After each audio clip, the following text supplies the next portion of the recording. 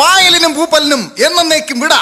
അതെന്താ രാജൻ? ഞാൻ ഇന്ന് രാവിലെ പല്ല് തേച്ചടേ. ആട്ടെ, രാജൻ ഇന്ന് നായാട്ടിന് പോയില്ല അല്ലേ? ഇല്ല, എനിക്ക് സ്വല്പം അരിയാട്ടാനുണ്ടായിരുന്നു. ഇതാ രാജൻ മുളക് ബജി. ഇതെന്തിനാ? അവിടത്തേക്ക്.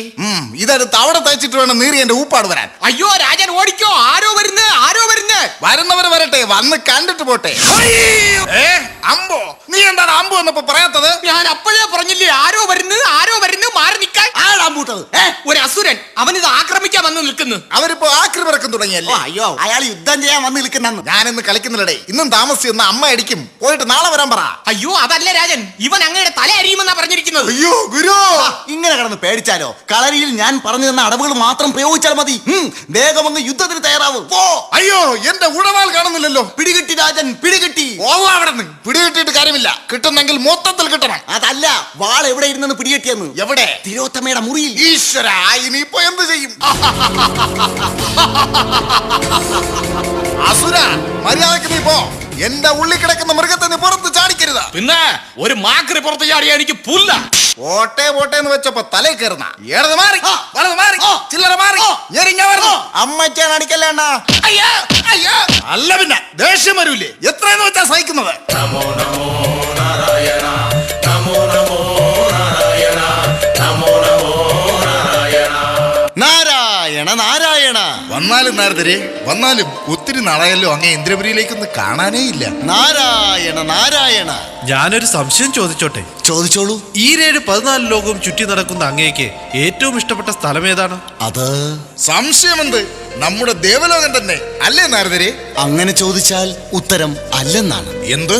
ഈ ദേവലോകത്തെ പോലെ മനോഹരമായ മറ്റൊരു ദേശമുണ്ടെന്നോ? അതെ, ഉണ്ട്. ഭൂമിയിലെ കേരളം.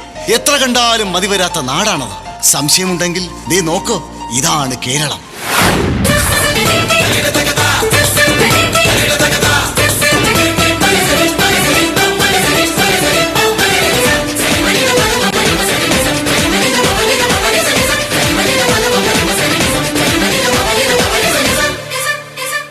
പക്ഷേ ഈ ദേവലോകത്തുള്ള സുഖ സൗകര്യങ്ങളെല്ലാം ഈ നാട്ടിലുണ്ടോ? ഉണ്ട്. അങ്ങേക്ക് എന്താണ് കാണേണ്ടത്? ഇവിടെ നമുക്ക് ഒഴിവുവേളകൾ ആഘോഷിക്കാൻ സുരപാനീയങ്ങളുണ്ട്. അവിടെ എന്തുണ്ട്? എന്തുണ്ടെന്നോ? ദാ നോക്ക്. ഒരു ടിക്കറ്റ് അടിക്കുന്ന 10 രൂപ. ആ 10 രൂപ കൂടെ ഉണ്ടായിരുന്ന ഞാൻ 500 മരുന്നെടുത്തന. വാങ്ങുക. അല്ല ചേട്ടാ, ഒരു വൈനും കൂടി എടുക്കും. ഇത് കണ്ട, ഇതിലേതാണ് എന്റെ കാച്ചെന്ന് എനിക്ക് പോലും അറിഞ്ഞൂടാ. ഇത് പില്ലാടേ. എങ്കിൽ ഇവിടെ നമ്മെ പാട്ടുപാടി രസിപ്പിക്കാൻ ഗന്ധർവന്മാരുണ്ട്. അവിടെയോ? ഇവിടെ നമുക്ക് ഗന്ധർവനല്ലേ ഉള്ളൂ. അവർക്ക് അവിടെ ഗാനഗന്ധർവനുണ്ട്. ഗംഗേ.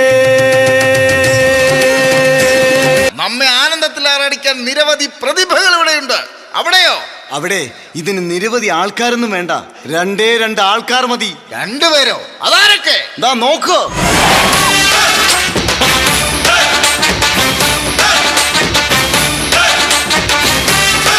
ഇനി അവസാനമായി നാരദരോട് ഒരു ചോദ്യം. ചോദിച്ചോളൂ. ഇവിടെ നമ്മെ സന്തോഷിപ്പിക്കാനും ചിരിപ്പിക്കുവാനും വിദൂഷകന്മാരുണ്ട്. അവിടെ ആരുണ്ട്? അവിടെയുമുണ്ട് ചിരിപ്പിക്കാനും രസിപ്പിക്കാനും കഴിവുള്ള ഒരു പറ്റം കലാകാരന്മാർ. അതാരൊക്കെയാണ്? അതാരൊക്കെയെന്ന് അറിയുന്നതിന് നമുക്ക് അവിടെ വരെ പോകേണ്ടതായിട്ട് വരും. കേരളം വരെയോ? ഇപ്പോൾ അവർ കേരളത്തിലില്ല.